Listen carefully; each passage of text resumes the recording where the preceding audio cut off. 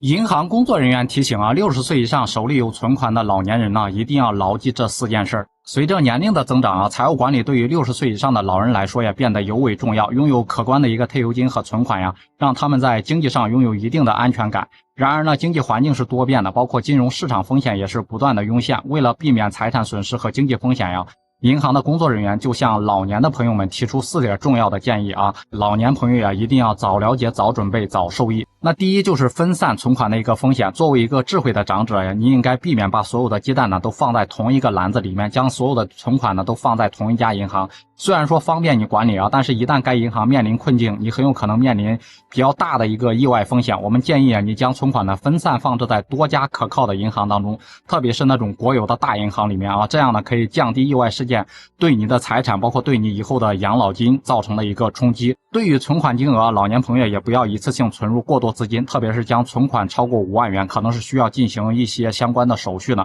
这将带来一定的麻烦和费用。适当的控制单笔存款的金额，有助于简化后续的一个财务管理，也方便你随时进行一个资金的调动啊。那第二就是避免过多的一个定期存款。定期存款呢，虽然可以获得相对较高的一个利息，但也意味着你在一段时间内呢是无法动用这个资金的。老年人呢，身体健康状况存在一个不确定性，突发紧急情况呢，可能就需要大笔的一个资金支出，因此呢，建议你保持一些资金的一定的流动性，确保有足够的资金随时可以支配，以应对突发的情况和日常的一个开支啊。在理财的时候呢，也建议你谨慎的去选择不同期限，包括不同类型的一个理财方式，以满足你的不同需求。那第三就是谨慎的投资理财产品啊，金融市场上琳琅满目的理财产品真的是诱人不已啊。但是呢，务必要谨记啊，不要盲目的去跟风投资，尤其是对于金融知识相对有限的老年朋友来说啊，盲目的投资呢可能会给自己带来经济损失，让自己的晚年生活呢备受煎熬和痛苦啊。